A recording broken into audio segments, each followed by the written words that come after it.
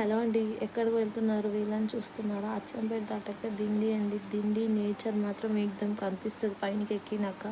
మేము ఆల్మోస్ట్ ఇక్కడికి వచ్చేసరికి 5 అయింది. చూడండి ఎంత బాగుందో పైనకి ఎక్కినాక ఆ వాటరు, కింద చూస్తే ఆ నేచరు, ఆ 5 o'clock ఆ క్లైమేట్ అబ్బబ్బబ్బబ్బబ్బా! ఎంత హ్యాపీగా ఉండేనంటే నాకైతే చాలా అసలు మనస్ఫూర్తిగా నేనైతే ఆడ ఎంజాయ్ చేసిన ఆ రోజు.